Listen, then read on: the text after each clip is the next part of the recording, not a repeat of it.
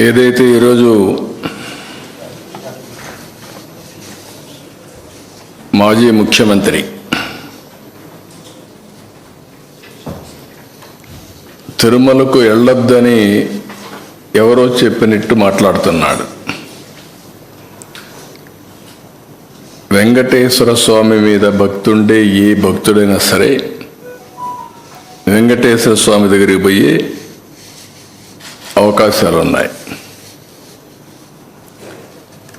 అదే సమయంలో ఎవరైనా వేరే మతాలకు సంబంధించిన వ్యక్తులుంటే అక్కడ కొన్ని సాంప్రదాయాలు ఉన్నాయి. ఆ సాంప్రదాయాల్ని గౌరవించాలి. ఇది చాలా టెంపుల్స్లో ఉండే ఆనవాయితీ. ఇక్కడ ఎవ్వరు కూడా ఆయన పోవద్దని చెప్పలేదు. ర్యాలీలు జన సమీకరణలు చేయొద్దని చెప్పాం. ఇటీవల తిరుమల తిరుపతి దేవస్థానంలో జరిగినటువంటి పరిణామాల వల్ల భక్తుల మనోభావాలు దెబ్బతిన్నాయి. ఎప్పుడైతే భక్తుల మనోభావాలు దెబ్బతిన్నాయో భక్తులందరూ కూడా ఆందోళనలో ఉన్నారు. ఆందోళన ఉన్నప్పుడు భక్తులందరూ కలిసి ఒక పక్క ఆర్గనైజేషన్ చేసి రాజకీయ పార్టీ ఈయన పోయినప్పుడు కొన్ని వేల మందిని మేము కూడా మొబిలైజ్ చేస్తామని లోకల్గా ఇన్ఫర్మేషన్ ఇచ్చారు. ఆటోమేటిక్గా ఎలాంటి అవాంఛనీయ సంఘటనలు జరగకూడదనే ఉద్దేశంతో అక్కడ యాక్ట్ ఆఫ్ 30 అంటే 10 మంది గుమ్ముకూడకూడదని తీసుకొచ్చారు. అయితే ఇప్పుడు ఆయన మాట్లాడేది చూస్తే ఆయనకి ఏ సాకులు ఉన్నాయో నాకు తెలియదు పోకుండా ఉండడానికి. కానీ ఆయన ఏదో నిలిపేశారు, నోటీస్ ఇచ్చారని మాట్లాడుతున్నారు. కానీ షో ఎనీ నోటీస్? నేను స్ట్రైట్గా అడుగుతాను, నీకు నోటీసులు ఏమైనా ఇచ్చారా? నిన్ను వెళ్ళవద్దని ఎవరన్నా చెప్పారా? ఇస్తే చూపేయండి మీడియాకి. ఎందుకు అబద్ధాలు ప్రచారం చేస్తూ ప్రజల్ని మభ్యపెడుతూ ఇష్టానుసారంగా ప్రవర్తించడం ఇది సబబు కాదని. ఎందుకంటే ప్రజా జీవితంలో ఉండే మనందరం కొన్ని సాంప్రదాయాలు పాటించాలి. అందుకే నేను దీన్ని చాలా స్పష్టంగా అడుగుతున్నాను. ఇంకొక పక్కన సమాజంలో ఏ మతానికైనా కొన్ని సాంప్రదాయాలు ఉంటాయి, ఆచారాలు ఉంటాయి. ఎవరైనా సరే అక్కడికి పోవాలంటే గౌరవించి తీరవలసిందే. దేవుని యొక్క ఆచారాలు సాంప్రదాయాల కంటే వ్యక్తుల ప్రమేయం కానీ ఏ వ్యక్తి కానీ గొప్పవాడు కాదు. ఈ విషయం మనం గుర్తుపెట్టుకోవాల్సిన అవసరం ఉంది.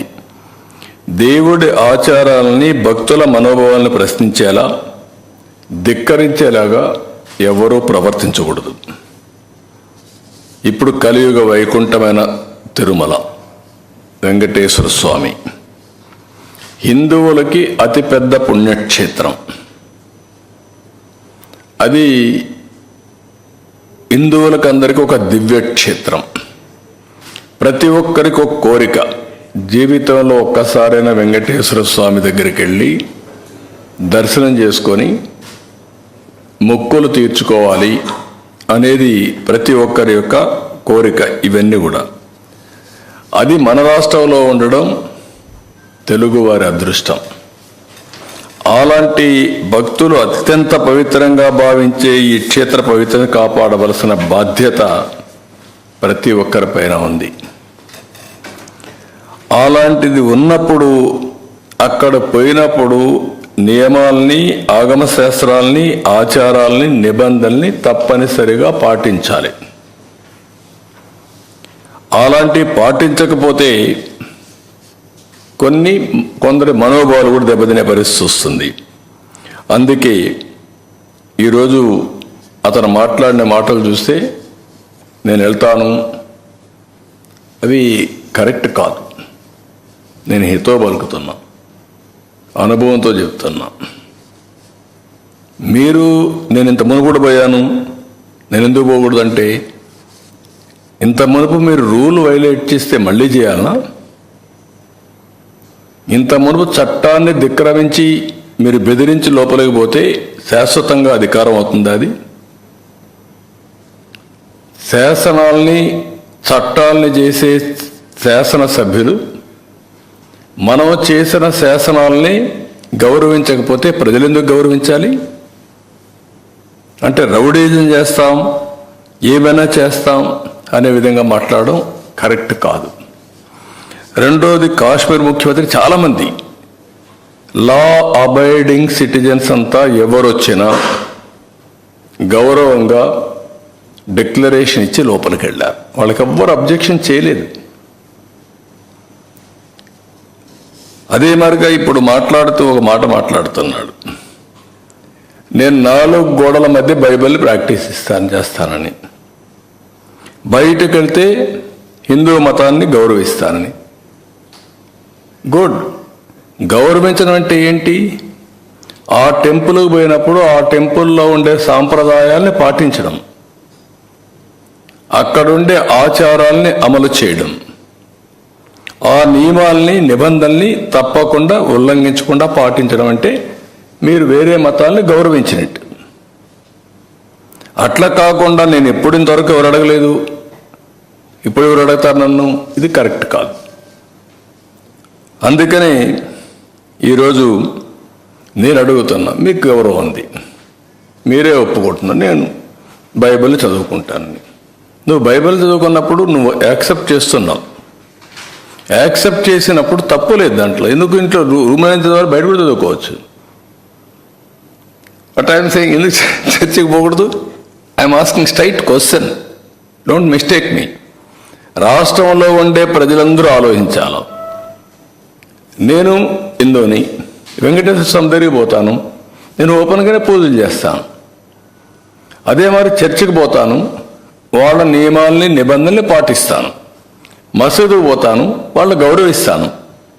మత సామరస్యాన్ని కాపాడుతాం, సొంత మతాన్ని ఆచరిస్తాం. There is nothing wrong in it. Why should we hide? ఎందుకు దాచిపెట్టుకోవాలి? నేను లోపల ఏం చదవాలి?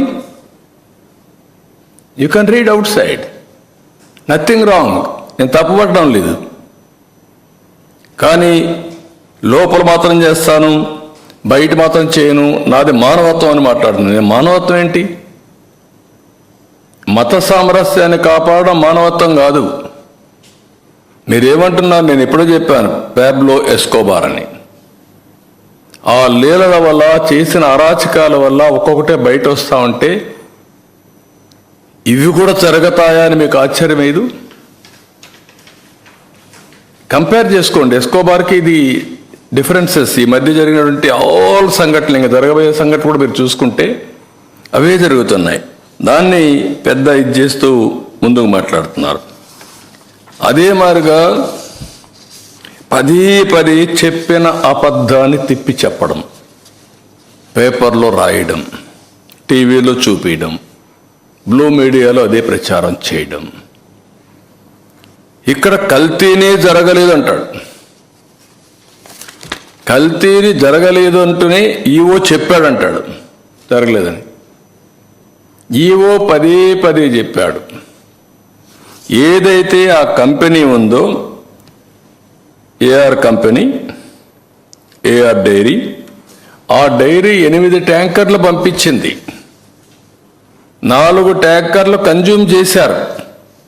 పదే వచ్చిన కంప్లైంట్ చూసిన తర్వాత